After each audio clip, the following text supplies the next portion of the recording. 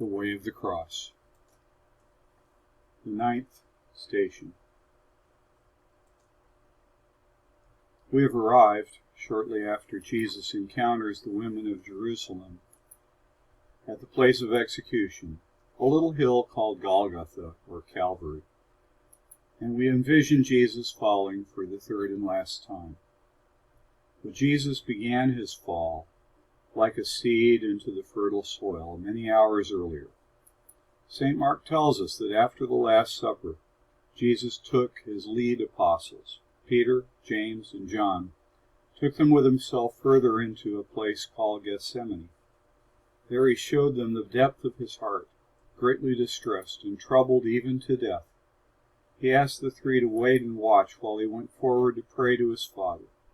And there he fell, collapsed on the ground, and prayed that, if possible, the cup of suffering might pass from him.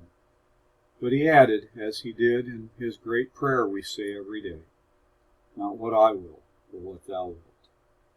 That was Christ's first fall, and his bottom line prayer, that the Father's will to save humankind be accomplished by his suffering.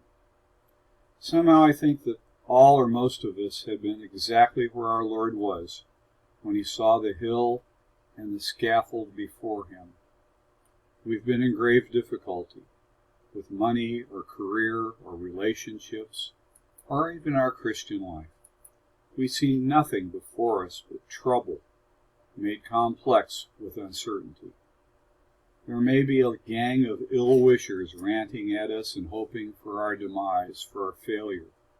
We have done everything we could do and more. Our muscles, physical and spiritual, are aching, and we have nothing left to carry us up the hill. So we collapse. Many Christians have a kind of monophysite imagination when it comes to Christ. Yes, he was human, all right, but he was first of all God, the second person of the Blessed Trinity. So he had reserves of power that none of us can claim. Certainly he made it up the hill. Certainly he bore the pain. Certainly he went through it all because he was and is divine. But it's clear from Scripture that particularly in his suffering and death, he had put aside all that power and glory and endurance.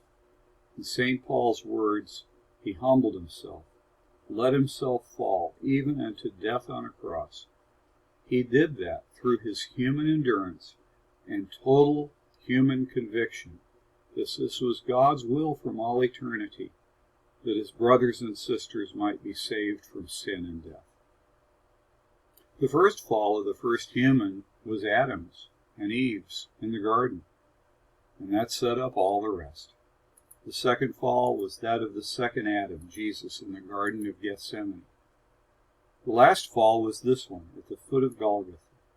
Jesus then picked himself up from the ground and walked the last few yards up to the scaffold, so that those who believe in him will not have to fall into eternal pain and death.